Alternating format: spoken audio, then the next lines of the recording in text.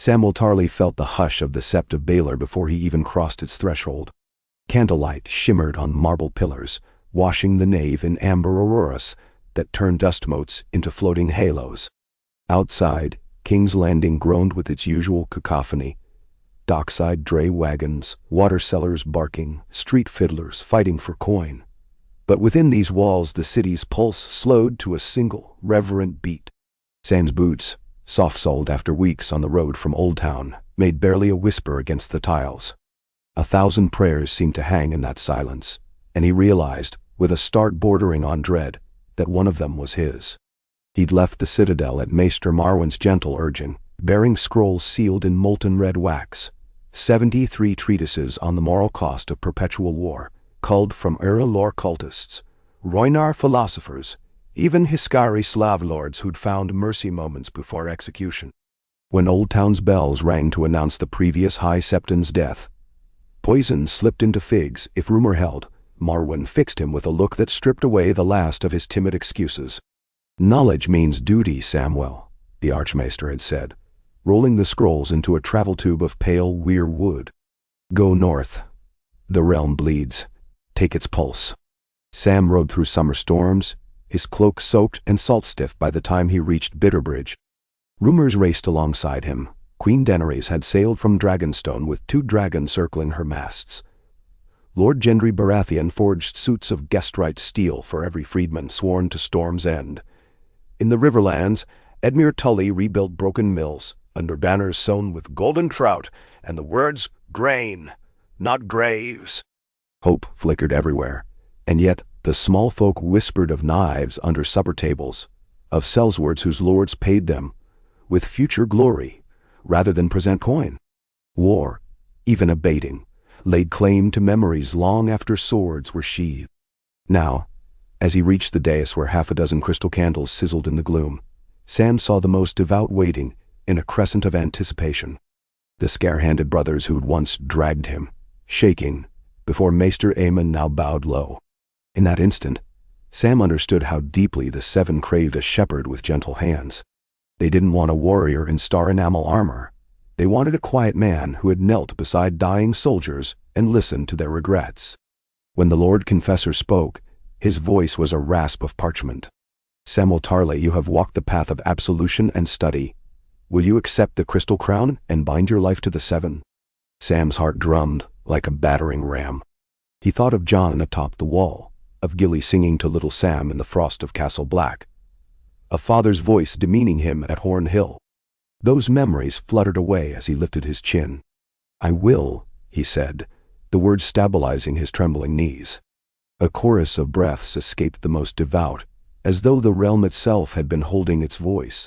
The ceremony unfolded in ripples of incense.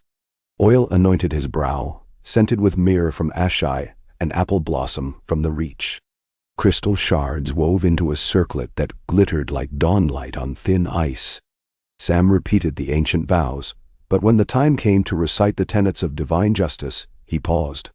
He felt the weight of Marwen's treatises in his satchel, the prayers of soldiers whose eyes hide closed, the silent scream of women who begged the gods for sons not sent to trenches.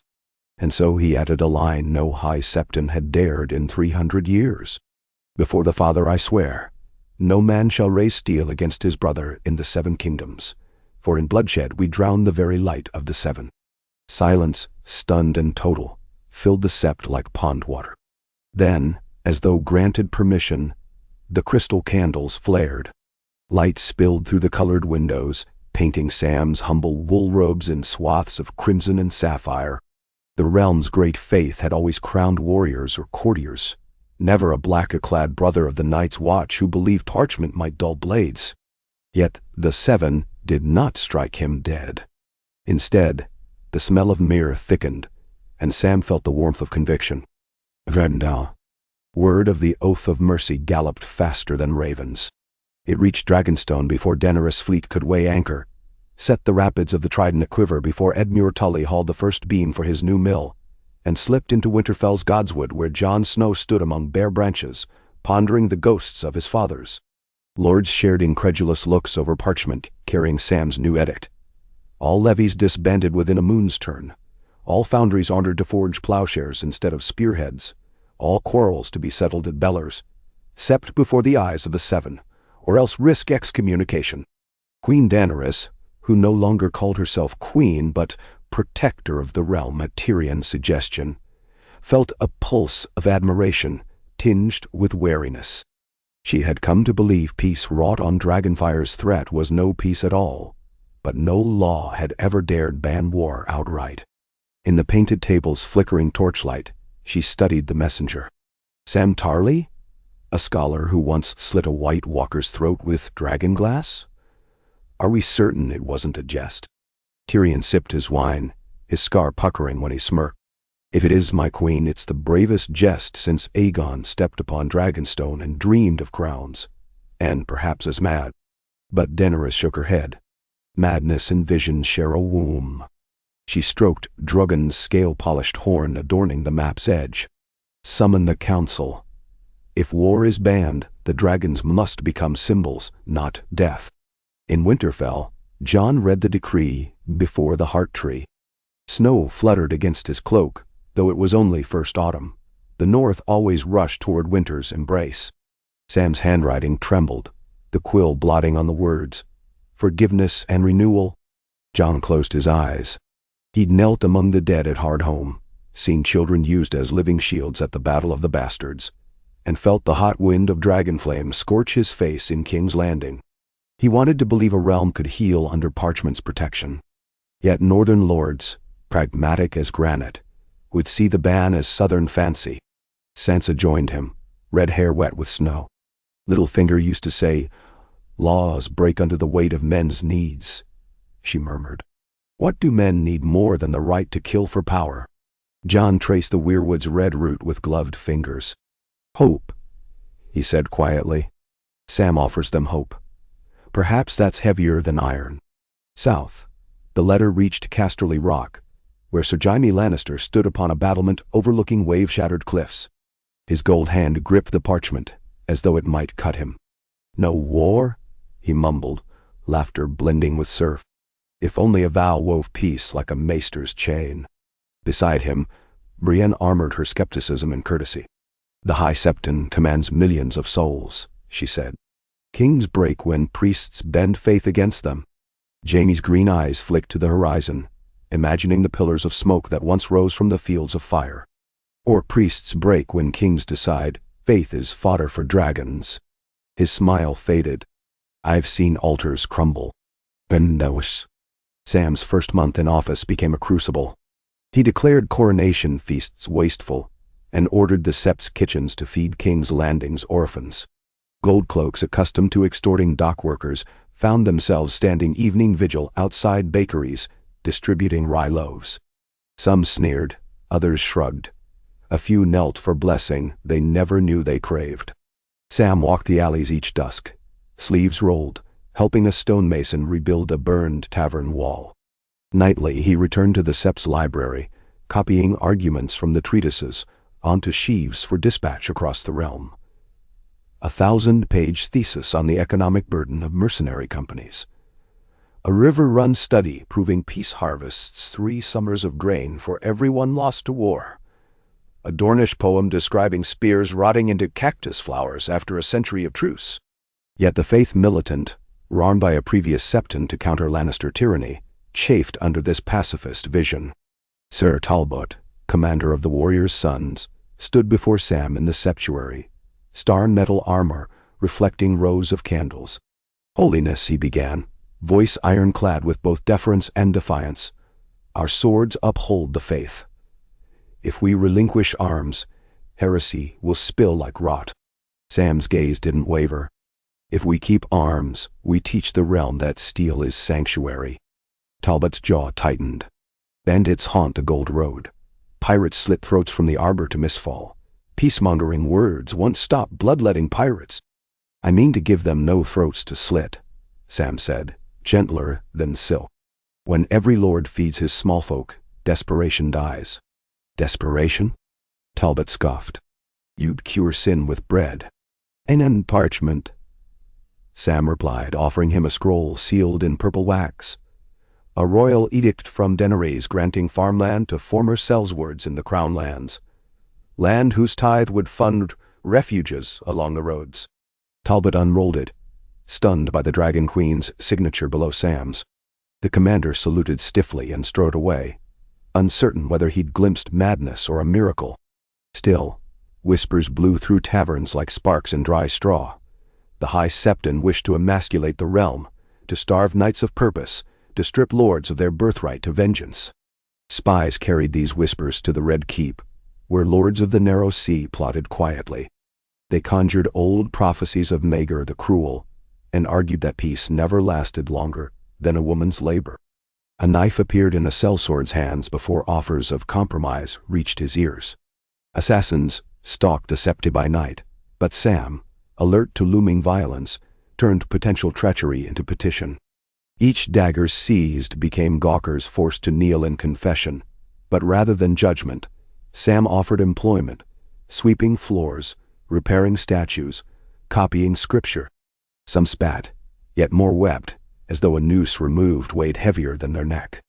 By midwinter, a different threat rose. The Iron Islands, ever restless under any yoke save salt and stone, rejected the ban outright. Lady Asha Greyjoy, cleaving the Kraken's Hall of Lords with her axe, declared that no sparrow would yank salt from their veins. "Let the mainland rot in prayer," she roared across ale-soaked boards. "We sail at dusk and raid every coast too meek to fight." The cheers shook rafters. Long ships readied, their hulls spanned with black sails, bearing gold krakens.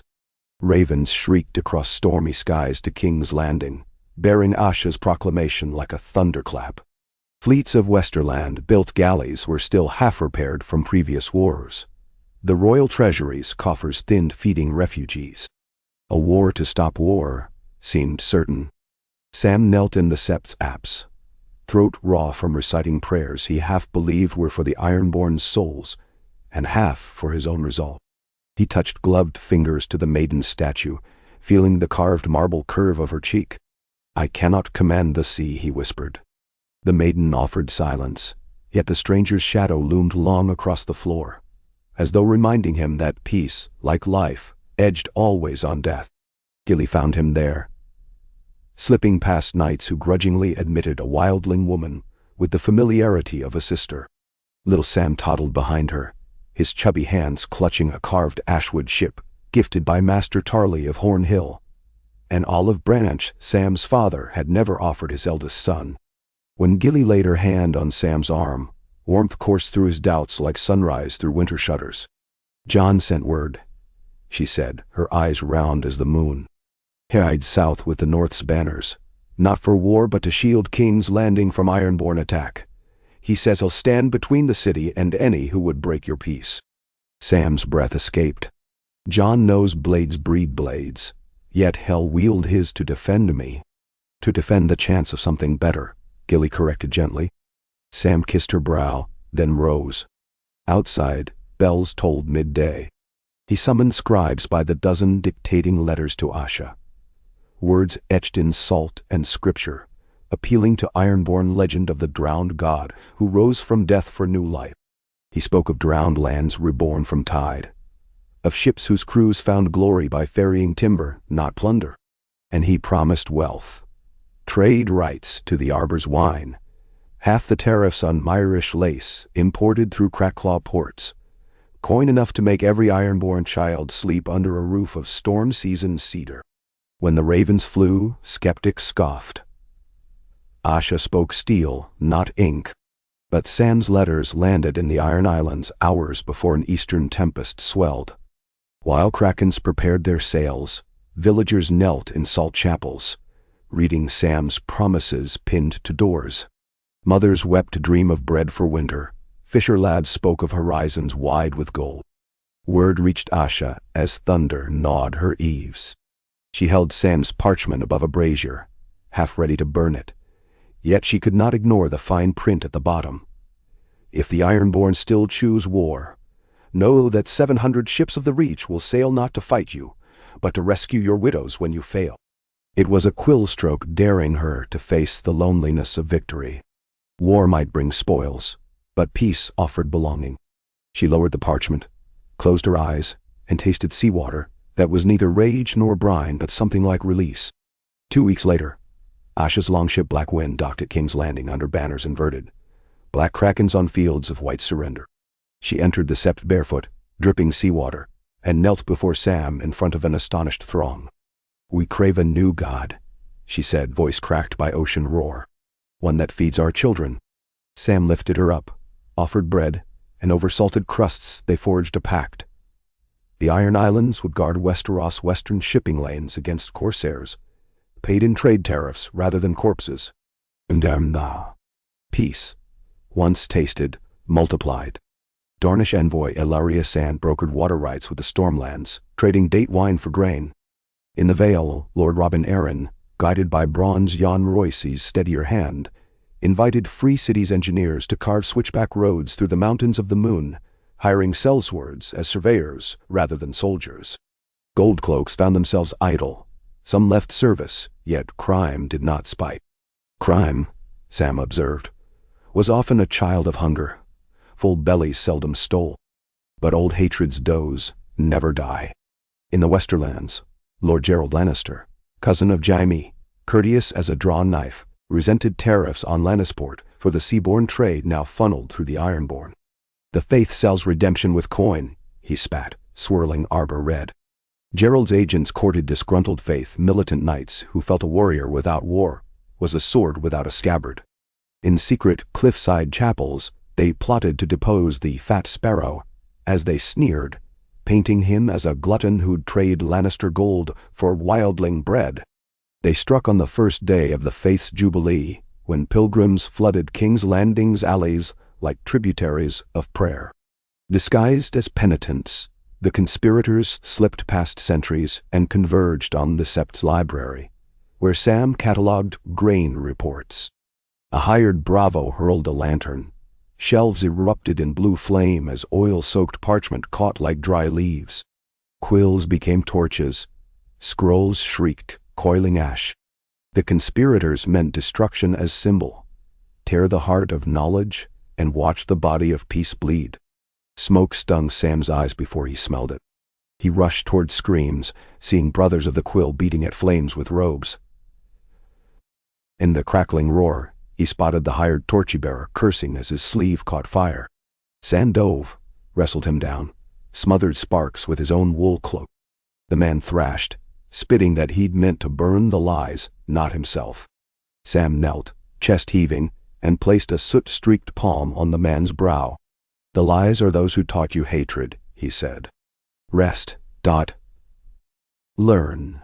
He handed the arsonist to maesters, then joined waterlines, passing buckets until dawn's pale glow revealed charred shelves and piles of embered debris. Dozens dead. Hundreds of scrolls reduced to smoke. For a moment, grief eclipsed Sam's will. But when he walked among the mourners, hearing their whispered apologies for failing to protect their books, something hardened within him, not vengeance, but a steel-spined perseverance. He ordered casks of ink and bales of parchment. "We will rewrite," he declared. "Every lost scroll will be copied anew, richer with the witness of this night." Scribes set quills to work before ashes cooled. Atop the Red Keep, Daenerys stared at the smoldering sept, Drogon's silhouette vast in overcast dawn. Tyrion expected fury. Instead, her cheeks wet with tears, she said, "He rebuilds with words. I burned with fire. Which conquers better?" Tyrion had no answer. Gerald Lannister's coup crumbled once arsonists were captured. Jaime rode through the night to confront his cousin at Casterly Rock. In the seat that once belonged to Tywin, Jaime stood, gold hand raised. "The realm tries to heal like a broken leg," he said. "You shoved the bone through flesh and called it honor." Gerald's excuses drowned in Jaime's wrath. When the Kingslayer escorted him to King's Landing in chains, the realm saw its old lion bending knee to a new order. Sam held no hunger for revenge. He addressed Gerald in the Sept's nave, among scaffolds where craftsmen fitted new beams. "You feared peace would change the world you knew," Sam said. But war already destroyed that world. He forgave Gerald, on condition his treasury fund libraries across Westeros to preserve parchment copies in triplicate. A lesser man might have balked. Gerald saw perhaps his own reflection in scorched marble and acquiesced. Ancient seasons rolled. Small folk harvested record crops. Coin flowed from markets once gutted by conscription. Knights took up trade. Some discovered vintner talents. Others minted dyes. Children recited verses of the Oath of Mercy at Septon schools, their voices chiming like silver bells. And in the Red Keep Solar, Daenerys laid aside her crown, noting she ruled a people who no longer needed a conqueror. Jon visited frequently, and though neither spoke vows, their fingers laced like new branches grafting one tree. Yet Sam knew peace requires vigilance. He convened councils monthly. Lords, Septons, free folk, even sellsword captains turned caravan guards. They debated tariffs, flood plans, and schooling vacancies. Voices clashed but blades never drew. The council's emblem, a quill crossed with a sheathed sword, hung above the chamber door. Children crowded the corridors to watch arguments end with applause rather than duels. On a bright spring morning, Sam walked atop King's Landing's rebuilt walls with Gilly and little Sam. Below, gulls wheeled over bustling quays where ironborn sailors unloaded crates of Dornish oranges. Northern traders in furs haggled with summer islanders over spice bundles. The city smelled of cedar planks and roasted barley, alive with industry. Little Sam pointed at a Tyrell barge, bearing cranny-lifted beams bound for new septs in the Reach. Gilly slipped her arm in Sam's.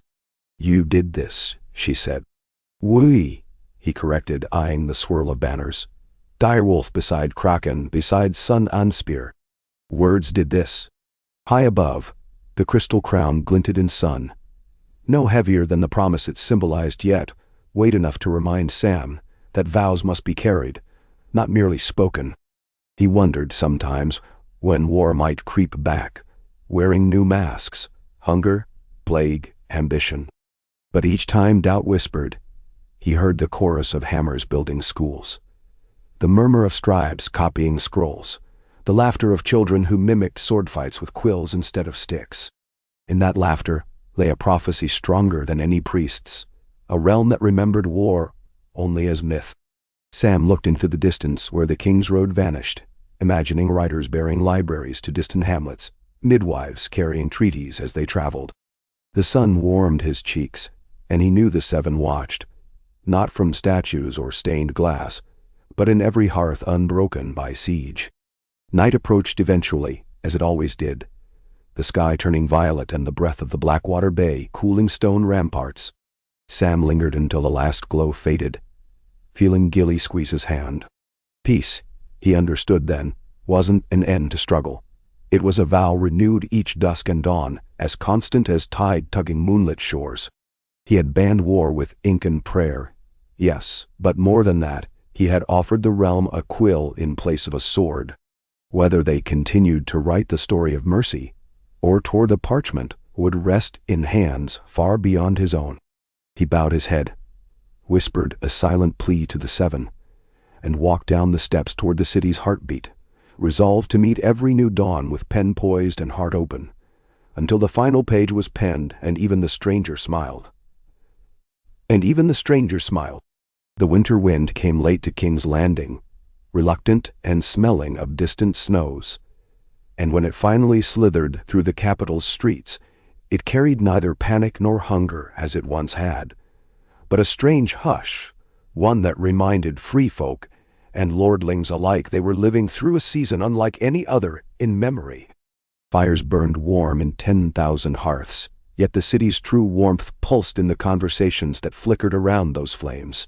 What next for a realm that had traded blades for bread, vengeance for parchment, lament for laughter? Samwell Tarly felt that question breathing at the nape of his neck, whenever dawn swept gilded light through the high septs, new glasswork. The rebuilt wings were larger than the ones destroyed in the fire, yet they were never silent. Construction crews shuffled by day, scribes by candlelit evening, pilgrims round the clock. Every morning Sam walked the half-finished east transept, where architects had left an exposed wall, so visitors could press palms to living stone and remember the night war's last flame guttered here. In the quiet moments just before the first hammer fell, He laid his ear to that same rock, listening for any tremor that might herald the return of swords. Stone spoke in long memories, and lately its stories were soothing.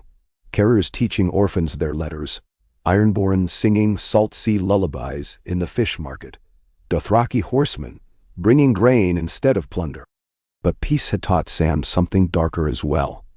Without the loud clatter of armies, subtler threats could creep unheard. The first whisper arrived on parchment from Old Town, carried by a white raven bearing the citadel's black seal.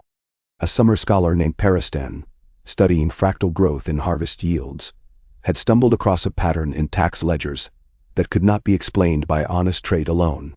Grain imports to Volantis had ceased after Sam's embargo on war contracts. Yet a company calling itself Sunset Warehousing exported a matching volume of dried reeds from Gulltown each moon, invoices forged in a Dornish quartermaster's hand.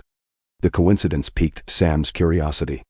He forwarded the scroll to Jon Snow, now Warden of the South at the Queen's request, and asked if the Stark's new network of road wardens might keep watch for coffers of hidden coin or caches of hidden steel.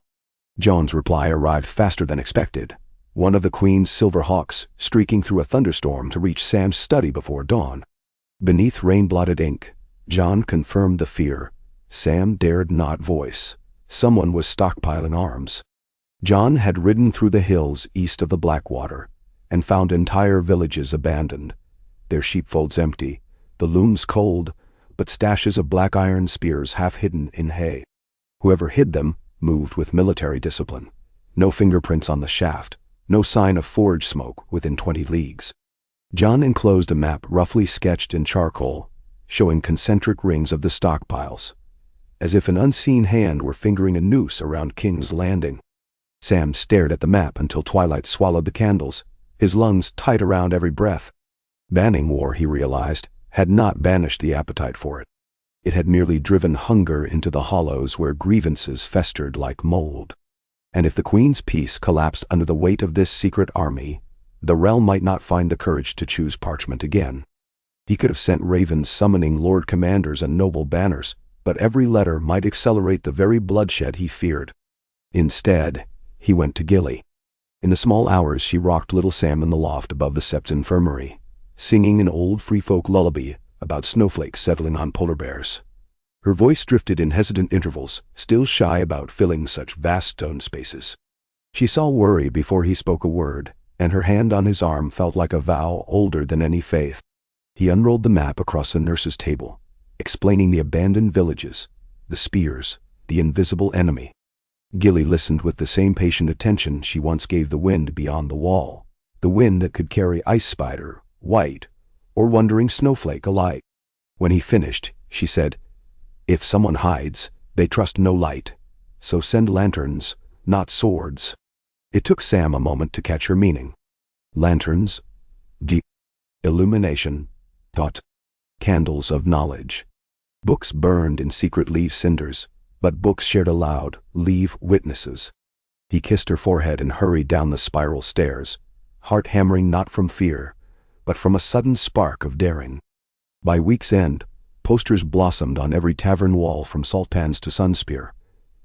An invitation to the Festival of Quills, a midwinter assembly of lorekeepers and poets, blacksmiths and bakers, to gather in King's Landing and trade craft secrets in daylight, for fair coin, a realm-wide symposium promising free lodgings, free meals, and the chance to petition the High Septon himself on any grievance great or small.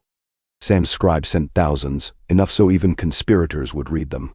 Catch was simple. Attendees must bring something to share. An invention, a recipe, a tale, a riddle, a song. By commanding curiosity rather than fealty, Sam hoped to lure the unseen out of their shadows. Knowledge is a beacon. The moth can't resist. Daenerys arrived on Drogon's back for the festival's opening morning, a symbolic flare that turned every eye skyward. Drogon circled once and settled on the dragon pit's repaired dome, wings folding with theatrical calm. If any hidden army planned to strike, the message was clear. Fire still slept at the realm's command, but chose not to wake. Tyrion followed on a more modest palanquin, jotting wagers on which disgruntled lord would protest first.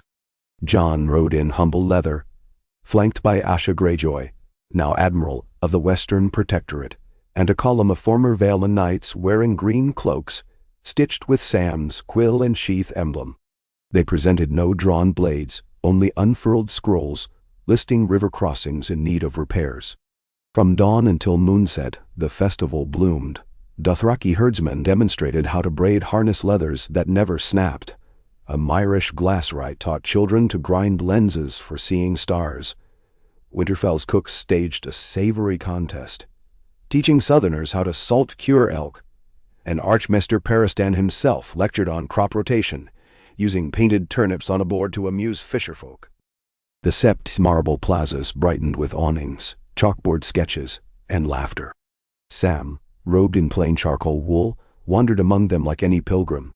He expected to watch for saboteurs, to read tensions in furtive glances. Yet he found himself pausing to taste a Dornish date dipped in autumn honey, to examine a Lyseni wind compass shaped like a dragonfly, to sit cross-legged beside a pair of iron-born carpenters explaining keel flex patterns to Lannisport shipwrights. The festival felt less like bait for traders and more like the future reaching out to hold him by the hand. And yet suspicion remained an ember in his mind.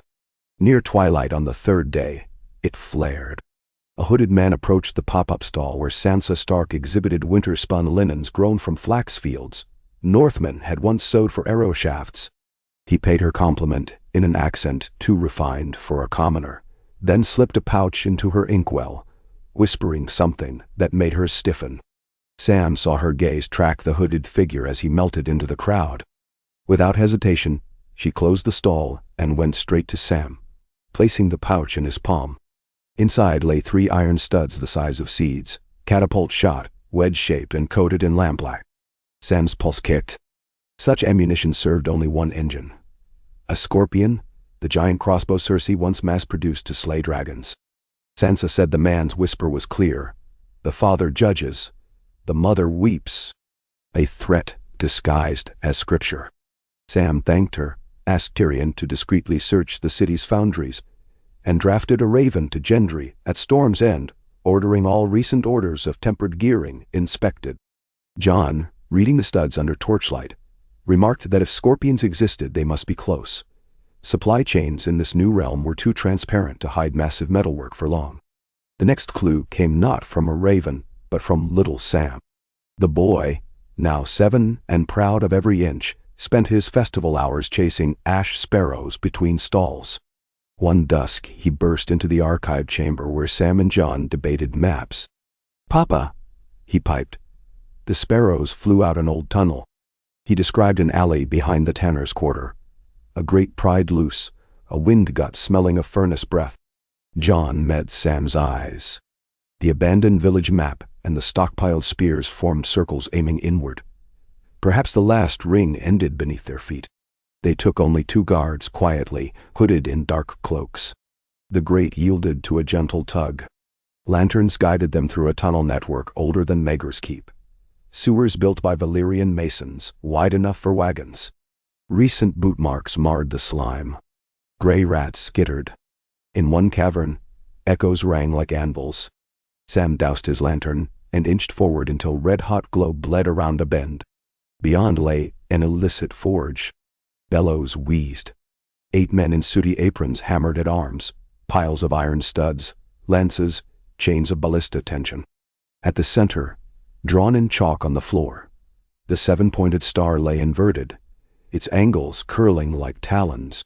The smiths murmured prayers, not to the father or warrior, but to something they named Strife, their voices lilting into fanatical cadence. Sam recognized the heresy from a forgotten scroll. The Star of Woe, an anti-faith cult that believed true salvation required purifying violence against hypocrisy. They must have sprouted during the previous High Septon's tyrannical reign, biding time like embers under ash. Joan's hand gripped Sam's sleeve. "I'll fetch guards," he mouthed. But Sam shook his head. Steel on steel would only light the fire. He stepped into the forge's red wash. Workers froze. Tongs clanged onto anvil. Sweat steamed off bare arms. Sam's voice broke the furnace hush. "Brothers, you labor under false light." He raised a lantern, revealing his plain robe, no regal crown. "I come not as judge but witness. Tell me who promises redemption through these weapons." A burly smith, face striped by scar tissue, sneered. "Redemption? We forge justice. War is a flame you tried to snuff, sparrow, but embers remain.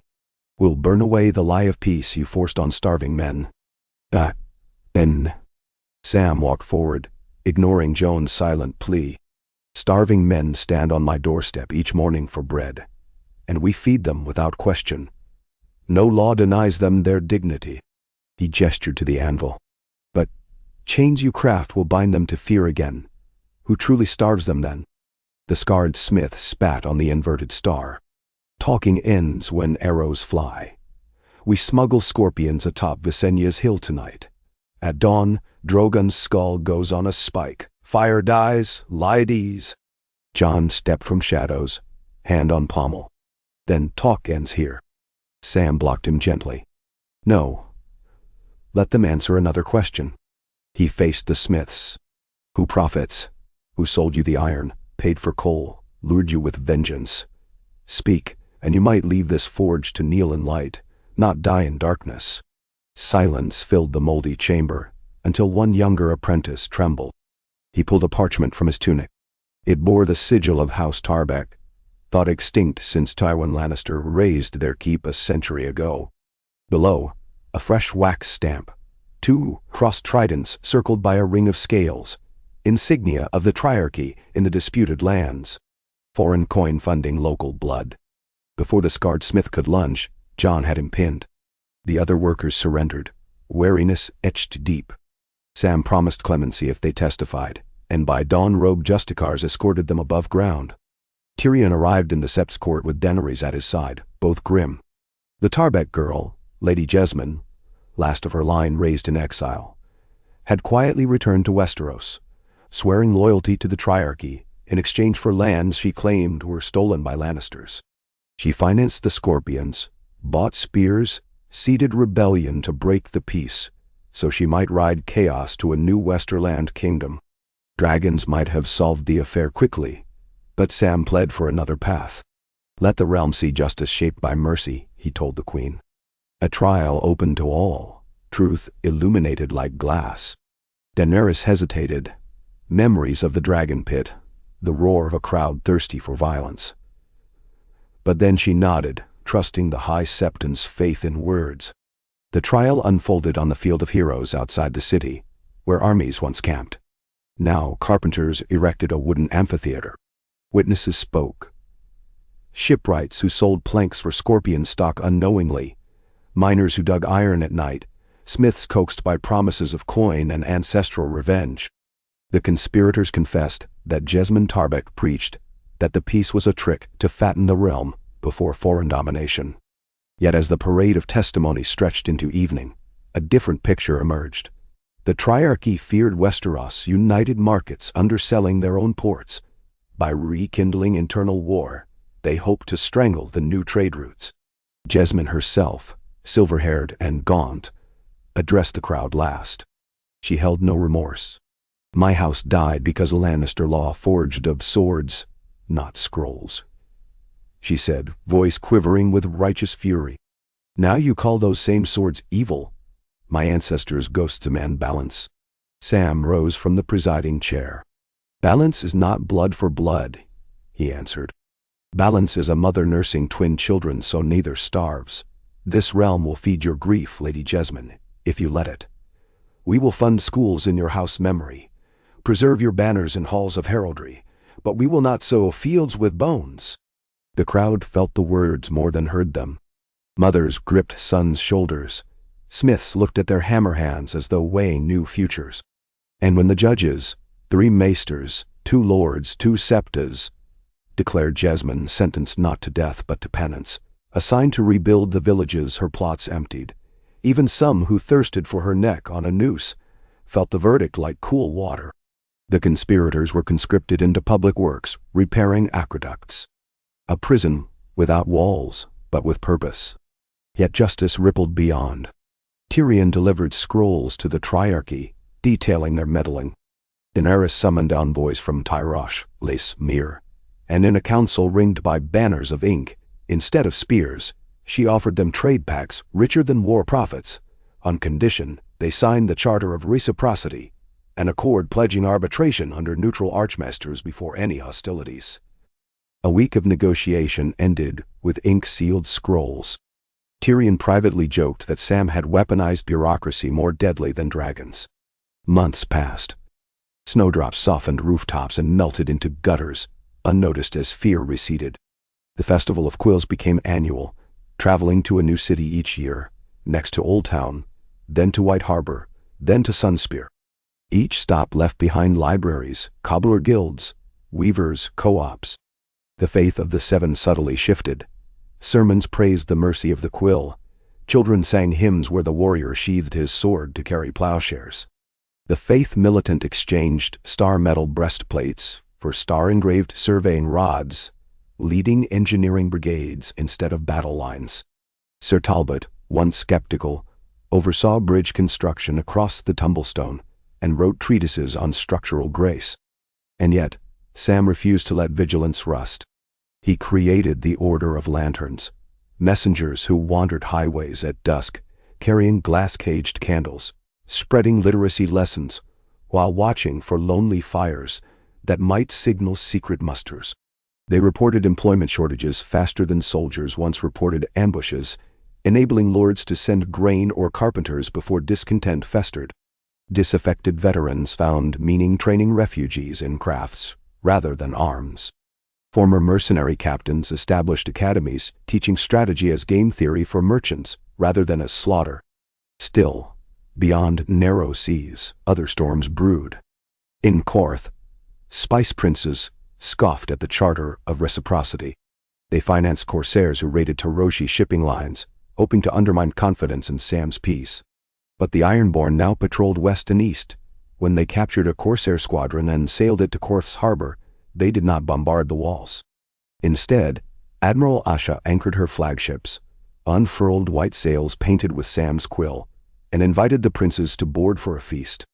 Intrigued, the merchants accepted, expecting veiled threats. Instead they tasted Arbor gold, saw Taroshi silks, and listened to Helman Tallheart, once a warrior, now chief quartermaster, explain profitability curves of peaceful exchange. Asha ended the banquet by gifting the captured ships back as down payment on future trust. Weeks later, Karth signed the charter, enticed by a higher margin trade. In Winterfell, Bran the Broken, young, still mastering the weight of memory, wrote Sam a letter carried by Rook. Peace thrives, yet the past does not burn away. I see it swirl underfoot like fog. Keep your quill sharp. Sam read the cryptic warning over mulled wine and looked out at King's Landing's starlit skyline. He wondered if the three-eyed raven foresaw new shapes of conflict, ideological battles, resource skirmishes over water as climate shifted. Wars might mutate, not vanish. He called a midnight convocation with Daenerys, Jon, Sansa, Tyrion, Brienne, Gendry, Asha, and even Arya back from her western voyages. In the Septon's lantern-lit gallery they shared fears: population growth, straining farmland, plague risk as trade webs thickened, undead myths still stirring in old northern tales. Arya spoke of coasts where kraken-sized leviathans beached themselves as if fleeing deeper horrors. Brienne recounted villages in the far reach where wells dried inexplicably. Jon worried about a whispering sickness along the King's Road that left children sleepless and pale. Rather than panic, Sam proposed a new institution, the Conclave of Seasons, scholars, healers, farmers, mages, wargs, dedicated to studying threats before they required swords. A body to coordinate relief across borders, guided by evidence not rumor, funded jointly by throne and faith, but beholden to neither. Daenerys offered dragon courier privileges, Tyrion volunteered master accountants, Asha promised sea routes, Sansa pledged northern records of old famines. The conclave was approved that night, a parchment signed by candlelight, but echoing louder than any thunder cannon. Sam spent mornings rewriting charter clauses, evenings visiting bricklayers to ensure conclave halls rose on a hill west of the city, where gardens would test new barley strains. He walked the scaffolds as he once walked the watch's ramparts, heart heavy with purpose. Sometimes he caught himself longing for simpler days at Castle Black, huddling over a fire with Gren and Pip, dreaming only of survival. Peace, he realized, demanded more courage than the most desperate battle. One summer dawn, he climbed the Sept's highest spire balcony, alone save for gulls. The city unrolled below, roofs patched bright red, alley mosaics glinting with bottle glass, barge sails daubed with proud guild marks. Far off, Drogans soared figure eights above fields where freedmen tested irrigation wheels. Bells rang, not for siege but to mark the opening of the morning market. The sound was softer than war horns, yet carried farther, because hearts were open to hear it. He drew from his cloak the first parchment of the conclave's founding treatise and began to read aloud, voice mingling with the bells. Words drifted like pollen. Lantern light flickered inside houses, waking children. Somewhere down a cobbled lane, a former scorpion smith hammered thin gold leaf onto a temple dome. Somewhere in the Red Keep, Tyrion balanced ledgers and hummed a Stormland's lullaby Bronn had once teased. Somewhere beyond the narrow sea, a sailor from the Stepstones thought of the Quills Festival and decided to bring his daughter there next year, instead of signing with the Corsair captain. Sam ended on a simple sentence. Peace is a seed that must be planted each morning. He rolled the parchment tight, tied it with a vine of winter rose, and as sun burned off the night's last chill, he felt no triumph, no finality, only a steady heartbeat in time with the city below, each thump a promise to rise tomorrow and tend the garden again. Below, Gilly stepped onto the plaza with little Sam, who now clutched a wooden lantern painted 7 colors, wick unlit. She looked up, found Sam's silhouette against the brightening sky, and raised a hand. The boy mimicked her, lantern high, waiting for the moment his father would descend, strike flint, and together light the candle that said, "Dawn has come, and we are still choosing mercy." Seafret slithered inland on Midsummer's Eve, cold as an unseasonable breath that rattled shutters from the arbor to Gulltown. Fishermen blamed the stranger, farmers muttered of sickly moons, but others noted the fog smelled faintly of metal, an irony bite, as if invisible hammers still rang in the once defiant forges. Samuel Tarley stepped onto the conclave of Season's observation balcony and tasted that tang on his tongue. Inside the newly raised hall, 100 scholars murmured over charts. Outside, gulls wheeled through pearly murk. For months, the conclave had catalogued oddities. Sleep-barren children, wells turned bitter, leviathans beaching themselves in pairs. Tonight, the threads felt ready to knot. He found Archmaester Peristan hunched over a star map stitched from leather, eyes rimmed red. "The fog corresponds to pressure troughs no maester's glass can predict," the old scholar murmured. "Ice, though pulled by tides unseen." He tapped spirals sketched in charcoal, one over the lonely light, one off Cape Wrath, one curling beneath Dragonstone's cliffs. Sam sensed patterns beyond meteorology. He saw a pulse, like breathing through gills. Meanwhile, in distant White Harbor, Jon Snow met sailors whose ship had drifted on windless seas, only to wake surrounded by floating tree trunks, scorched black. They spoke of echoing cries beneath the waves, voices that didn't belong to whales or kraken. Jon dispatched ravens to Dragonstone, warning Daenerys and Asha to double patrols, then rode south with Lyanna Mormont and a detachment of lanterns. War might be banned, but vigilance rode unsheathed. In King's Landing, little Sam and other festival children pinched themselves to stay awake. Dreams carried whispers that coiled around their minds like ice-cool laces. Gilly, ever the practical sentinel, spent nights warming water with lavender and murmuring stories of back-home ice castles, staving off the children's fear. She noticed the whisperings grew stronger when the fog crept highest. At dawn she told Sam, and he summoned conclave healers to study the sleeper's breath with copper sigils, once used by Maester Cresson to diagnose malady of the spirit. While healers probed dreams, Arya Stark returned from lands beyond the sunset. Her ship, the Needle's Eye, anchored in the black water with holds full of carved driftwood statues, souvenirs from islands where she'd found no men, only sand that sang underfoot. She reported encountering currents that hummed like distant horns. Every fish she caught had bruises under scales. Arya's voice, usually iron, quivered when she described the final night. Islands trembling, sand song crescendoing into a keen that cracked clamshells. She swore a crimson glow flared beneath the waves, dim yet vast. Like embers, she whispered, beneath a dying hearth. Daenerys listened beside the dragon pit, Drogon's wings rustling restless. Tyrion theorized volcanic shifts, but Arya shook her head. The sea glowed too wide, as if some curtain peeled back and fire looked up. The council turned to Sam, who met their eyes with a stoic dread. He had read of such fire once, in a crumbling Valyrian scroll mentioning the breath below, latent veins of sorcerous flame that fed the doom. If that breath stirred again, it might bleed sorcery into ocean currents, warping beasts and waking old nightmares. The conclave convened under flickering lanterns, debating whether these portents were natural or arcane.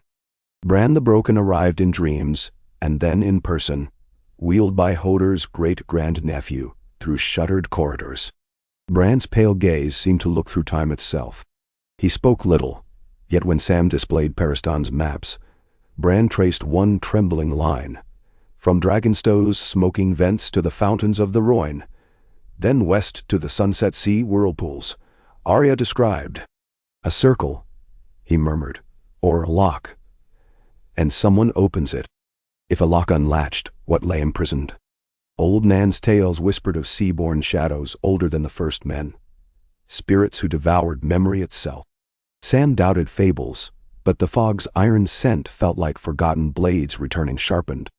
He summoned emissaries from every guild, blacksmiths, glasswrights, singers, even the once forgotten order of Magi from the Greenblood marshes.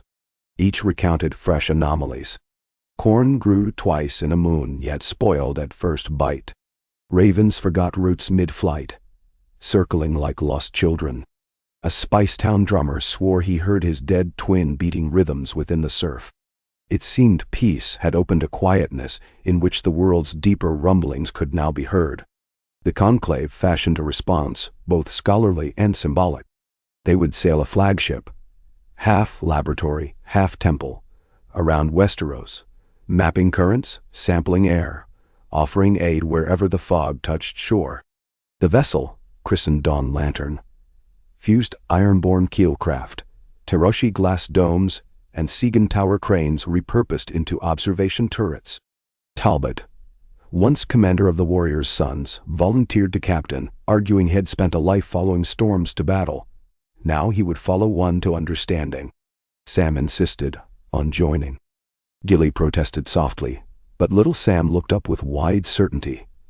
"Papa must light lanterns where fog is thickest."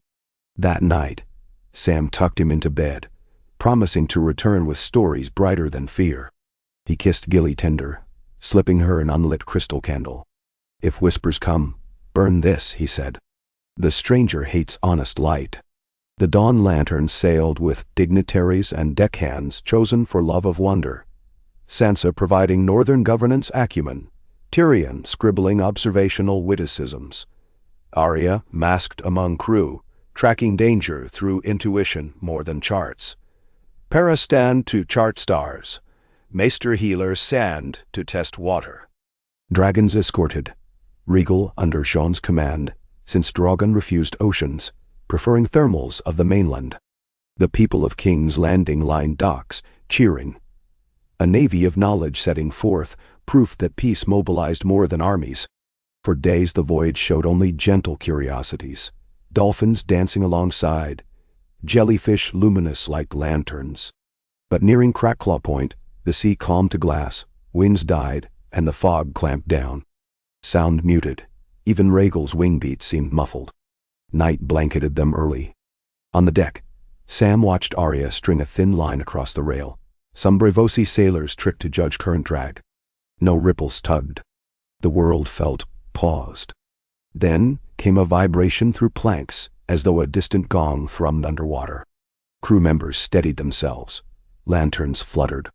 From below decks, Sarah Sand emerged clutching a vial glowing faint blue. "The water samples. Reactive," she hissed. "Magnesium won't explain this." She tipped the liquid. It thickened into tendrils, weaving shapes against vial glass. Tyrion whispered. It resembled Valyrian glyphs for open and remember. The gong grew louder, rhythmic, like a colossal heart. Bran, seated near the helm, shut his eyes. His voice drifted on the tremor. Doorframes forged of thought, splintering. He gasped, pupils whitening. Arya grabbed his hand. Sam braced Bran's shoulders. The boyman's body rattled, then stilled. He opened eyes glazed with knowledge older than speech. "We must anchor," he said, "or be carried under dreams not our own." Talbot ordered sails furled. Anchors plunged yet found no purchase. Depths too deep. Rhaegal shrieked overhead. Suddenly, a column of foam erupted off port bow.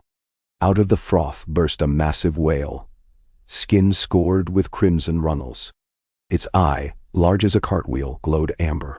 It hung in the air an impossible moment, then fell, slamming waves that rocked the lantern like a bell. More shapes breached, turtles larger than houses, flickerfish swirling in figure eights forming runes, all bearing wounds glowing ember red. As quickly as they appeared, they dove. But the water kept glowing from within, patterns creeping across surface, until they formed a ring around the ship, a mirror of the circle Bran traced on maps. A hush claimed even the crew's breath. And then, from the dark center, a voice rose. Not sound but thought, sliding under skulls. It spoke in no tongue, yet every heart understood. Grief, endless, ocean old. Gilly, miles away, bolted upright in her bed, hearing it too. Crystal candles flared spontaneously across the city. Children woke crying. Lantern-bearers on roads felt their candles extinguish. A lament for lives drowned. On the dawn lantern's deck many collapsed weeping. Sam gripped rail, tears streaming unbidden. Joan's ice-forged heart felt summers melt. Arya bit her lip until blood, refusing surrender. Bran's gaze blurred. "It remembers drowning," he whispered. "Storms of axes, blood of kraken kings, chains dragging nets heavier than guilt." Sam steadied himself. He inhaled, tasting brine of centuries, then shouted into the Minderwind. "We remember too, and we learn. Let us listen, not repeat." He pictured every scroll saved, every bakery built, every child's laughter. He hurled those images outward. The ring paused, flaming lines flickering uncertain. Tyrion, voice shaking, added visions of laughter in wine halls, of reformed smiths forging bells instead of arrowheads. Sansa contributed northern hearths bright with peace. One by one crew members projected kindness, until the ship glowed from within like a lantern of souls. The sea's red lines dimmed. The voice's lament softened into curiosity. Bran reached outward, bridging him, and it, through weirwood memories. He showed it the realm's promise, the ban on war, the conclave's mission of healing. In return, drifting sensations of abyss, castles of coral shattered by anchors, songs of leviathans hunted for oil, an exchange of centuries and heartbeats. When the mental storm receded, Bran spoke aloud what he'd learned. Deep beneath Westeros sprawled a network, not merely of volcanic fire, but of living consciousness, an oceanic hive of ancient minds. Some maesters called the Drowned Library. It stored memory of every creature's death at sea, a sorrow reservoir. War had poured lakes of agony into it. Now, in quietude, those memories surfaced, seeking voice. Their surfacing bent currents, fog, even children's dreams. They did not wish destruction, only acknowledgement. Sam shivered, humbled. To deny their pain would invite eruptions. To embrace, perhaps, allowed communion. He proposed a pact, coastal beacons reciting nightly prayer, songs honoring creatures lost to nets and battle. Port taxes would fund sanctuaries for injured sea beasts. Whalers must transition to kelp farms and lanternfish husbandry. The voice pulsed approval, imprinting images of calm tides. To seal the accord, Bran suggested constructing an offshore archive. Platforms where conclave scribes would lower memory stones carved of glowing glass into the deep, each etched with stories of mercy. The Dawn Lantern's crane could place the first stone now. Talbot barked orders. Crew hauled a quartz slab shaped like a tear, already incubating in hold for an experiment. Peristan etched quick runes for remembrance and grace. Together Sam and Arya lowered it over rail on silken cords. It descended glowing into blackness, until swallowed by gloom. The Minder voice faded, leaving a tranquil hush. Wind returned, stirring sails, anchor found grip, fog shredded into moonlit ribbons. Creatures that had loomed moments before were gone without wake. Rhaegal settled on mast, wings folding calm. The Dawn Lantern rocked gentle, as though ocean tested a heartbeat then released. Talbot exhaled deep. If only every battle ended thus. Tyrion retorted wryly, with whale songs and philosophical fog. Let's pray it stays novelty. They set course for Old Town to share findings. Along coasts north and south other fogs lifted simultaneously. Children's nightmares ebbed. Wells sweetened. The conclave dispatched guidelines for harbors. Limit noise, remove scrap nets, build coral reefs. Lords grumbled at costs. But seeing tangible uplift, fish stocks rebounding, storm surges less violent, they adopted measures. Lantern-bearers added sea hymns to eve patrols. Sailors learned to drape ships in glowing stones that signaled respect. In King's Landing, Gilly watched children sleep peacefully for the first time in moons. She kept Sam's crystal candle unlit. She no longer needed its ward. When Sam returned, weeks later, beard wind-tangled, she met him with silent understanding. Their embrace carried new reverence, as though they both belonged now to something vaster than land. Yet, challenges compounded. Summer's height delivered heat waves never seen. Crops withered in the northern neck, while the far reach drowned in unseasonal rain that spawned locust clouds. Conclave archivists linked patterns to the sea accord. Currents realigned, twisting jet streams. Peace required adaptation once more. Sam convened realm-wide moots where farmers met windrights, where Dornish water witches taught canal digging to Westerland's vintners. He pushed for terraces on Vale slopes, seed vaults in Winterfell's cryptocool tunnels. Each solution birthed 10 new tasks. Sansa coordinated supply routes like chess. Asha ferried grain north, returning south laden with furs for Highland Knights grown chill.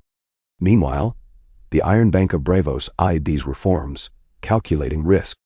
They fretted that a realm sustaining itself through cooperation owed fewer debts. Representatives arrived, suave and dangerous, with ledgers thicker than chainmail. They offered loans for irrigation, but demanded mineral rights to Stormland's copper. Daenerys, guided by Sam's counsel, countered with bonds tied to future knowledge. Interest paid in new navigation charts.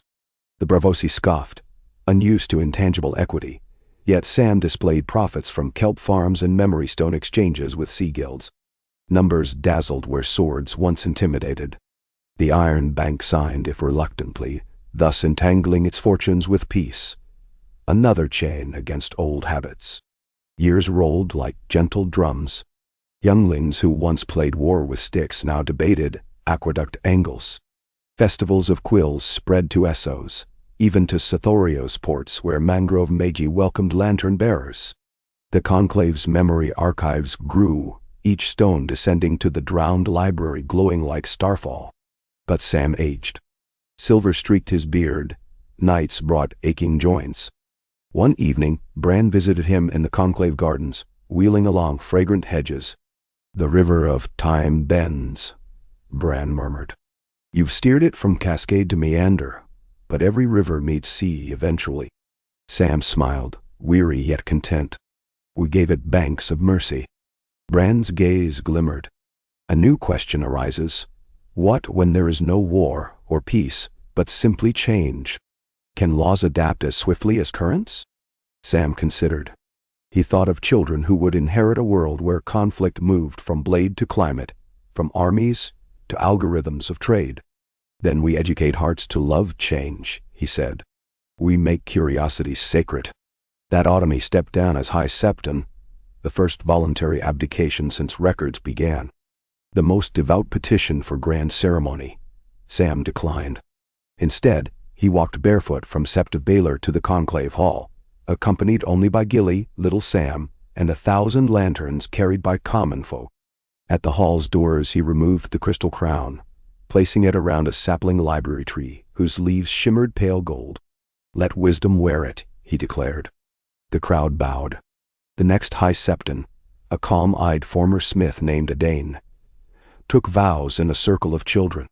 Her first edict, a traveling chorus teaching sea hymns across villages.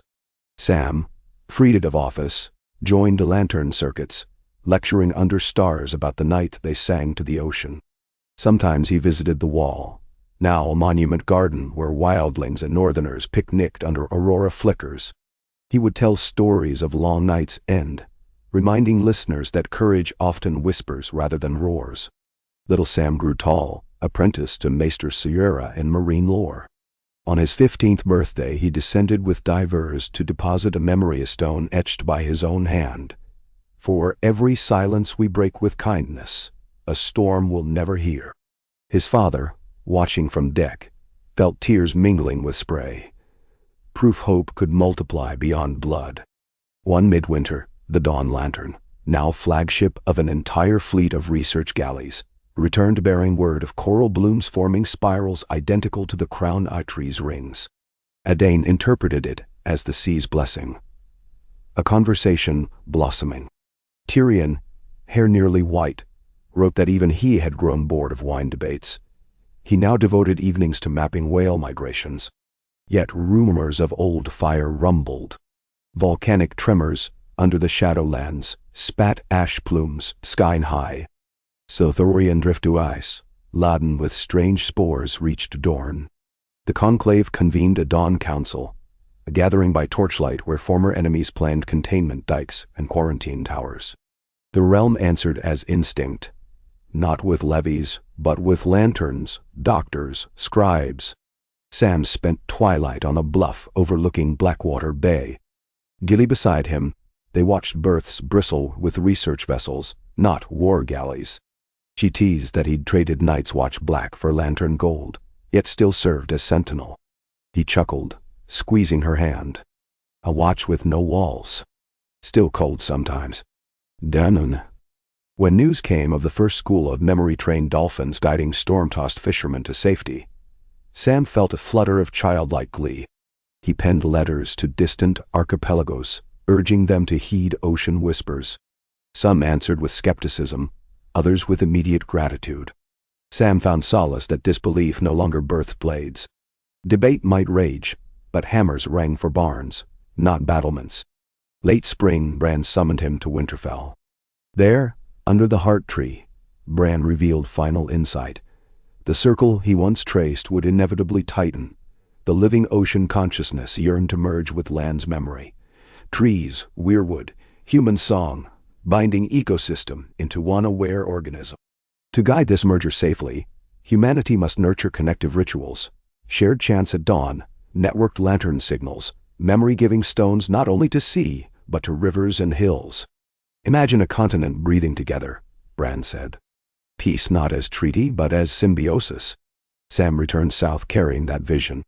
He convened scribes, singers, weirwood tenders, seaborn mystics.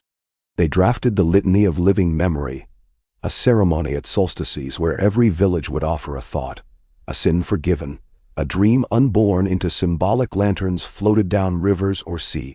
The faith blessed it. The conclave coordinated. Lords funded candles. On the first winter, solstice after Sam's 70th name day, lights blossomed across Westeros like constellations fallen to earth. From white harbors, frosted waves to Dorne's warm tide pools, flickers drifted outward until, seen from a dragon's height, the realm glowed in patient heartbeat. Days later, storms mellowed, droughty marshes filled. The insomnia sickness faded entirely. Scholars recorded jump in pollinator numbers. The drowned library's deep hum resonated happier chords heard by diverse's bones. Asha joked that even pirates turned poets. When one last corsair fleet tried raiding the arbor, they found villagers armed not with blades, but with mirrored discs reflecting sun into attackers' eyes and voices, singing whale songs. The corsairs faltered, hearts twisting, many dropping oars to listen. They surrendered, later becoming kelp farmers. Sam spent remaining years chronicling these transformations, quill scratching slower but steadier than ever. He refused triumphal tone. He wrote of failures too, canals that collapsed, bureaucrats who hoarded grain, a lord's jealousy sparking brief skirmish settled by arbitration. Each flaw sharpened the story that peace lived in effort, not perfection. One spring morning he woke, feeling weightless.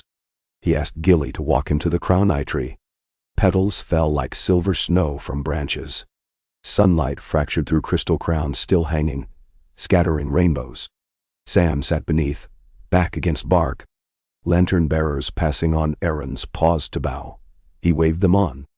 Gilly held his hand, humming the lullaby of polar bears and snowflakes. Little Sam, grown now, voice deep, joined, laying his palm on his father's chest as if sensing heartbeats. Sam looked to horizon where dawn lantern's fleet readied another voyage, sails pale gold. He closed eyes and felt, for a breath, the sea's colossal patience stretching beneath. The trees whisper overhead, the dragons far off cry, and the millions of minds, human and otherwise, weaving chords. He heard no war drums, only the gentle shuffle of work boots building tomorrow. His final thought unfurled, like quill stroke. Mercy is the mightiest tide. When Gilly's song ended, Samuel Tarley had slipped into the quiet harbor of the Seven. No trumpets, no bells, only a breeze stirring crown tree leaves, causing crystal facets to chime a single soft note that drifted through the city, across rivers, over bays, until it reached even the deepest trench, where luminous whales rolled and sang it back. At sunset, lanterns across Westeros ignited in spontaneous unity. From conch towers to remotest crofter hut, light shimmered. The litany for Sam, some called it, though none planned it. Adane the High Septon recited a brief prayer. He banned war by opening hearts. No more was needed. Years later, scholars etched his life into memory stone and lowered it into the deep, alongside every other. The inscription read simply, Samuel of House Tarley, watcher without walls, friend of shadowed seas. May his kindness hold the horizon. And in the hush that followed, waves lapped shore with rhythms that matched the pulse of lanterns above, the realm breathing in, breathing out, still choosing mercy, with each uncounted dawn. Soft morning drifted over the Blackwater and seeped through slate roofs, and for the first time in many lives, the people of King's Landing awoke without the quiet reassurance that Samuel Tarley was somewhere in the city tending its pulse. Lantern keepers shuffled across plazas still damp with dew, feeling his absence like a missing cadence in a familiar tune. Yet the crown tree before the conclave glittered with dawnlight in a manner none had ever seen, as though the crystal circlet whispered that roots would carry on the work its gardener had begun. Little Sam, now Samuel of the Lantern Fleet, sworn maester in all but chain, stood beneath that tree and listened to the faint chiming of the crown facets while the city inhaled. He had sailed half the known world on voyages of study, stitched new links to his belt for shipwriting and memory stone craft, yet here every leaf felt heavier than books. At his waist hung the smallest lantern of all, a narrow cylinder of sunrise glass that his father once polished each festival eve. He thumbed its latch and found the wick dry. Tonight, he decided, it would burn for his father once more. But day had duties. At mid-morning, a delegation from Dorne would arrive, hauling saplings of gembark said to thrive on salt air. They hoped to plant them in the capital's lower districts to filter smoke. Samuel must coordinate irrigation diagrams and slope runoff measures. He gathered scrolls, then paused as a tremor pricked his heel. Just a faint shudder in cobblestones. Another came, softer, like a heartbeat far below. Work could wait half a breath. He crouched, touched the stone, and murmured the sea phrase Talbot had taught him. "What song do you carry?" The answer rose subtly, a subharmonic hum. traveling up from the deep strata that the conclave now monitored with memory stones, sunk into every major riverbed and reef. Samuel straightened, brows knitting. It was no alarm. More a summons. Somewhere under land or sea, an archive stone pulsed for attention. He signaled a runner, sent him racing to the conclave's glass-wired harmonium room, where deep listening bells would translate the pulse. Miles south, on a sandspit wedged between sun-baked cape and coral shoal, Arya Stark dragged her rowboat ashore. Spray glimmered across her forearms. Every stroke of ocean wind felt like homecoming, though she had no single home. Beside her stood a boy of 15, lean Tolo, once a corsair deckhand turned apprentice lantern courier. His sharp eyes missed little, and he had noticed the same tremor Samuel had, transmitted through water rather than stone. They should have hurried on, but Arya paused, staring out to a swath of aquamarine sea that shimmered unnaturally bright. Under the surface, threads of light wove patterns reminiscent of the glyphs the drowned library had taught them to read. Only now the symbols flickered frantic, an alphabet gasping. Tolo asked what message it spelled. She read loss. Something lost, or in danger of being lost. She knelt on sand and pressed a copper sigil into the wet grains, marking their position for the next dawn fleet cutter. "We go inland," she said. "Message says route, not wave." They trudged past dunes sprouting ghost grass. Inland lay a valley once pocked by quarried stone. Now it held reservoirs feeding aqueducts built during the second phase of the peace. The water shimmered duller than usual. At the dam, a steward from House Martell waved them down, his sand scarf fluttering. "Reservoirs turned," he called. "Fish dying. Smells like copper spine rot, but quicker."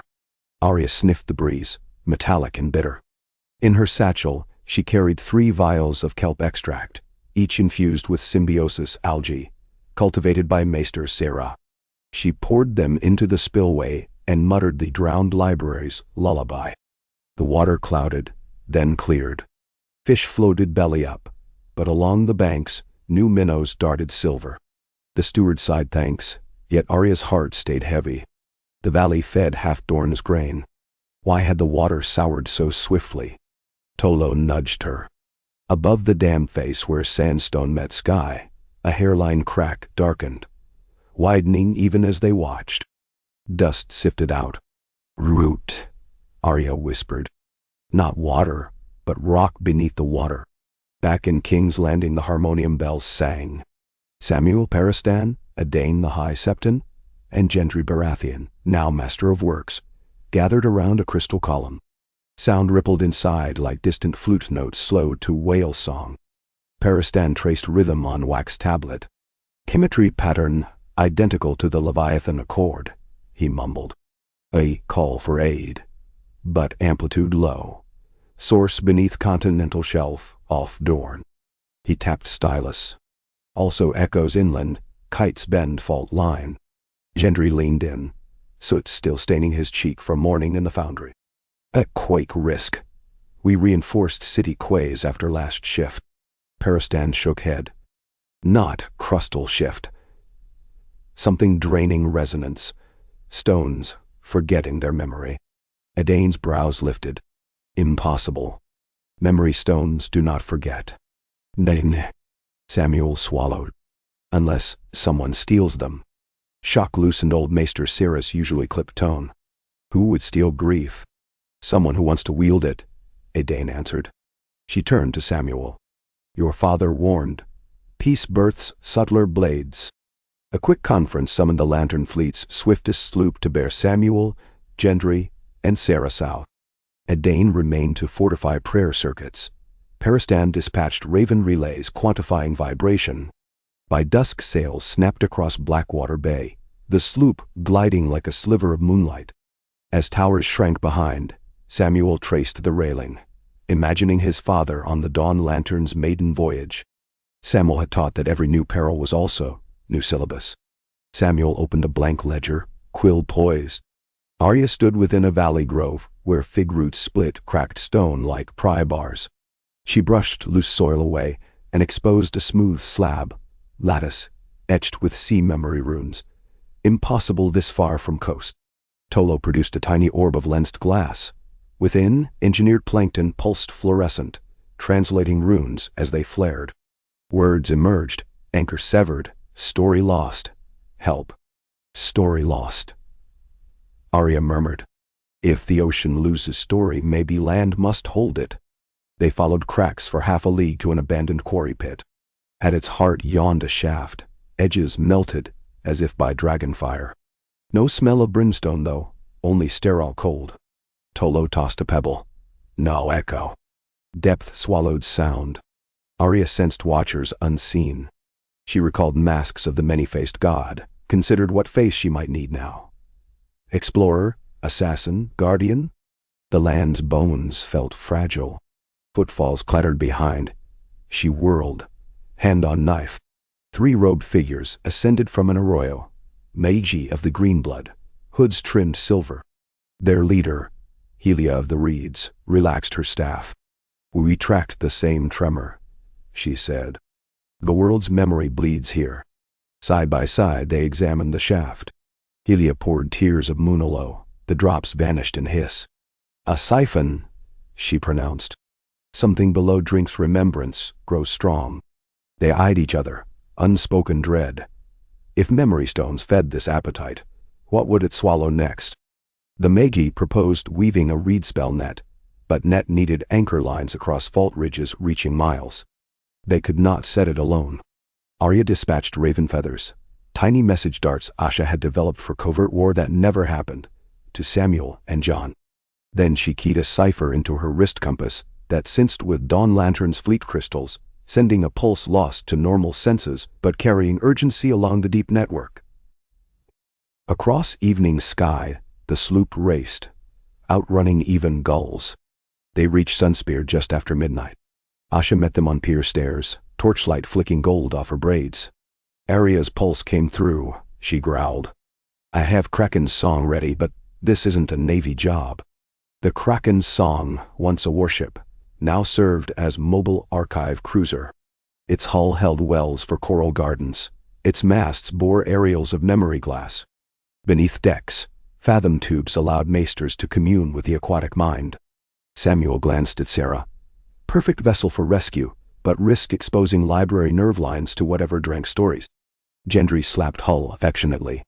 Ship's copper belly could refract siphon waves back. Might buy time. Asha barked laugh.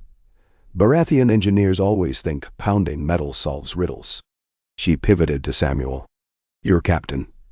Decide. Samuel considered father's axiom, courage chooses. We sail, but not to fight. To donate, surplus story. Flood siphon with hope until it bursts. Sayura arched brow. We'll need more than optimism. She laid out plan. Transplant memory stones that held not grief but joy, lullabies, harvest festivals, reconciliations. They'd drop them near shaft mouth. Saturate predator with sweetness till it sickened.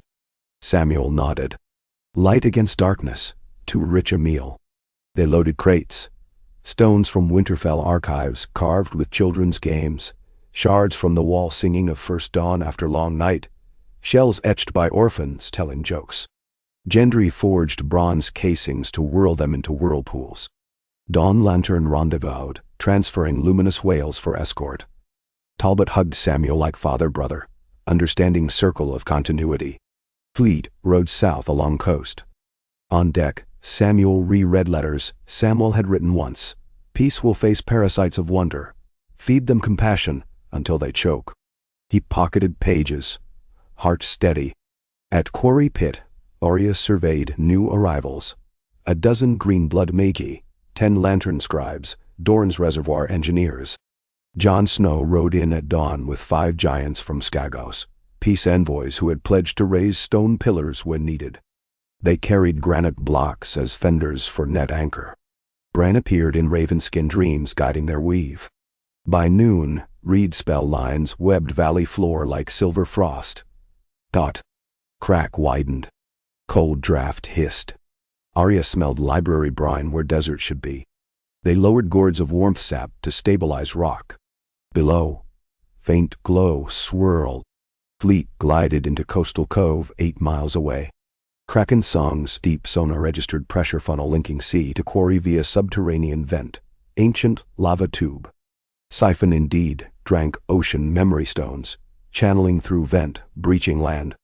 Syria directed whales to corral water movements, their songs counter-pressure wave. Gendry's castings primed. Samuel stood at prow, holding first joystone, engraved with his father's phrase. Mercy is the mightiest tide. He kissed its face, whispered promise, and let casing drop. Others followed, plunging in spiral arcs computed by Peristan's math. The water sparked, prism bright. On land, net lines vibrated as if strummed by astral harp. Arya felt upward yank. She wove into dance stances to stay balanced. Reed spells shimmered, each knot glowing. Below, predator presence coiled, immense yet blurred. Instead of malice, curiosity tinged. Arya whispered down shaft, "Be welcome. Here are our laughter." She told a joke Hound once muttered after battle, and found herself giggling despite tension. Echo of laughter climbed out of shaft, multiplying like flutes. Sudden stillness. Crack stopped widening. Water in reservoir cleared crystal. Overhead, whales sang triadic chords seldom recorded. On Kraken's song, Seer watched monitors flatten. Drain ceased. Joystones pulsed, then dimmed restful. Predator wasn't slain. It had eaten contentment and settled into dream. But new data scrolled. Residual pull remained faint, periodic. Sarah frowned. Feeding buys us cycles. Siphon still exists. She radioed Valley. Samuel answered from deck. Cycles let us engineer plug. John with giants and Dorn masons planned pillar system, forming cork inside vent. Bran's Raven delivered design, interlocking basalt prisms fused by living coral that calcified upon caffeine-rich weir extract secreted by lantern plants. Conclave had prototypes along Old Town breakwater. Giants could set them. Night fell. Campfires dotted valley. Arya sat with Helia, weaving nets of lullaby fiber around anchor stakes. She wondered if world would ever cease birthing new unknowns. Helia smiled. Unknown keeps blades sheathed. Curiosity needs free hands. Construction spanned 2 moons. During that time the realm felt tremors, but none severe. Samuel split duties between Valley Site and Dawn Lantern Labs, charting Siphon's pulse cycle. Every 9 days memory hunger ticked up. They timed coral prisms insertion accordingly. Giants hauled blocks through shaft on chains. Whales nudged outer columns into seamouth. As final piece slotted, coral secreted milky glue, sealing vent. A hush followed, sea and land breaths synchronizing. Collective sigh, parted lips of workers. But Samuel kept listening. No pulse. He activated deep dive drone swirling down shafts. At terminus lay a chamber brimming with faint motes, unilined memories waiting adoption. Predator gone or transformed? Drone lights revealed a chrysalis of luminous crystal, delicate like spun sugar, occupying chamber core. Perhaps predator metamorphosed, fed by joy. Sierra urged caution. Some metamorphoses bloom into greater peril. Samuel recorded data. Sealed chamber behind final prism. He wrote in the ledger, not elimination. Evolution with hell. Years progressed. Dorn's reservoirs thrived, exporting citrus north. Coral plug spawned reef teeming with fish. Whales birthed calves near coast, first in generations. The memory network expanded, stones now placed along mountain glaciers to track melt songs. Scholars observed synergy. When people sang at solstice litanies, glacier notes rose harmonic, dampening avalanches. Edane oversaw a shift in faith liturgy. Sermons replaced sins with stories, encouraging each parishioner to offer one lesson to living memory each week. Lantern fleet matured into quadruple columns charting uncharted seas west of Arya's Isles. Samuel aged into quiet authority, inheriting father's soothing cadence. Yet another whisper surfaced. Climate belts migrating faster than predicted. Harvest zones shifting. Insect lines crossing. Once temperate forests browning. Conclave hypothesized magical equilibrium, still recalibrating after end-of-millennia-old war cycles. Without frequent population culls of warfare, human expansion taxed ecosystems differently. Gendry and Sansa co-chaired council on equitable resettlement. They drew maps of new farmland in northern plains warmed by current shifts, forging pacts for southern tenant farmers to migrate. Lords balked, old titles rarely moved. Edain intervened. Land belonged not to blood but to memory. She proposed ritual trade. Family creeds swapped along with soil, allowing ancestral pride to travel. Some accepted. Others plotted behind closed doors. One such lord, Meryn Morrigan of Crownlands, convened quiet cabal of lesser knights nursing grievances at lost martial glory. They coveted the siphon chamber's latent power. They believed if harnessed, they could impose old hierarchies by editing memory network, making people forget peace doctrine. Morrigan's alchemists built scalpel runes to slice joy nodes. They breached coral reef with submersible claws, retrieved slivers of chrysalis, and crafted mirror stones, whose reflections erased recollection of last hour in anyone gazing. First test in isolated hamlet erased a brawl. Alchemists considered success. Next test erased day's festival, leaving villagers confused and fractious. Cabal ready to scale, but cracked teams of lantern agents discovered empty squares and traced anomalies to spectral residue of mirrorstone wavelengths. Samuel, Arya, and Sarah strategized. Destroying Cabal risked martyr myth. Capturing Mirrorstone offered study. They devised counterstone calibrating to store overwritten memory, re-imprinting minds. Operation Latchhook. Arya infiltrated Morrigan's keep posing as traveling scribbler. She replaced Master Mirror Slab with decoy wired to imprint Cabal's own secrets, then signaled Lantern Squad. Morrigan attempted to wield stone at invasion, but imprint flooded him with every sin he'd plotted. Overwhelmed by self-knowledge, he surrendered. Knights disbanded, many choosing penance sorting archives they once scorned. Edain decreed new safeguard. Any memory stone large enough to alter collective awareness must be accompanied by twin fail-safe stones storing original data, kept by impartial archivists, chosen by lot. Thus memory network hardened. Decades deep, survivors of old wars past, replaced by generation raised on lantern songs. Jon Snow, hair silvering, served as ambassador between houses, now more guild than clan. He rarely drew Longclaw, using it only to cut ribbons at library openings.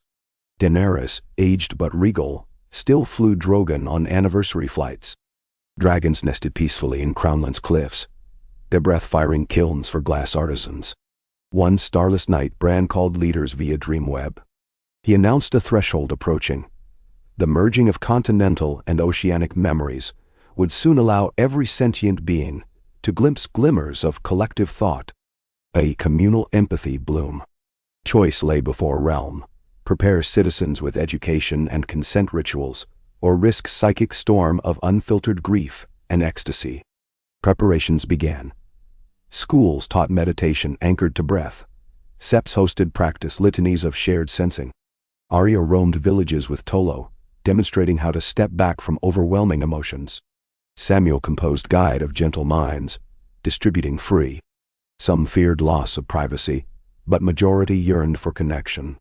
At vernal equinox, lanterns lined rivers in triple rows. In seas, whales circled reefs, singing evolving chord. Dragons beat wings above clouds.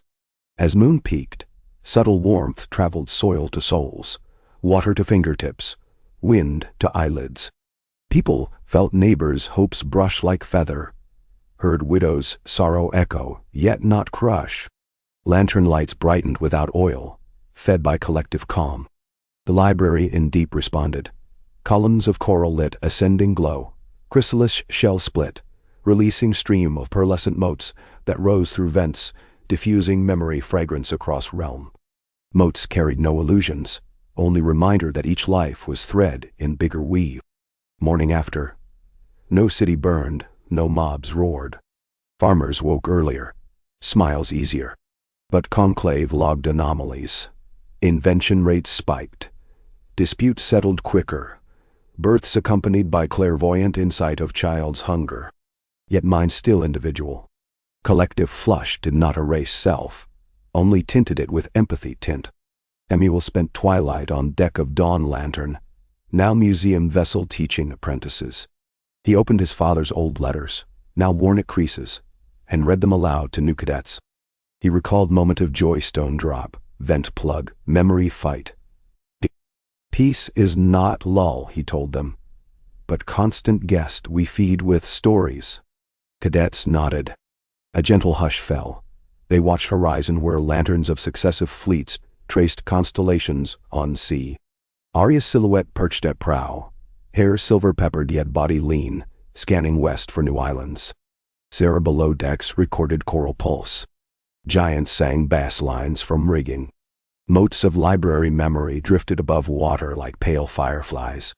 Samuel closed his father's letters and wrote final line beneath. Lantern passed to steady hands. Tide still mighty. He set quill down and raised his small sunrise lantern. Cadets copied. Across fleet, thousands raised theirs.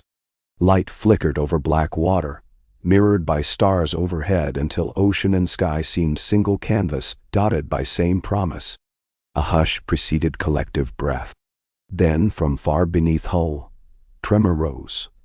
Not warning, but heartbeat. Rumble of planet itself repeating melody humans now knew by heart. Lanterns pulsed in time. Dragons roared distant counterpoint. Whales answered. Softly, with no one command, fleet turned prows toward horizon not yet charted, sails billowing with currents newly born. Peace had not ended story. It had given story permission to roam further than any sword ever carried its bearer. And in that steady surge of wind and wave, Samuel heard his father's laughter again, quiet, vast, forever guiding.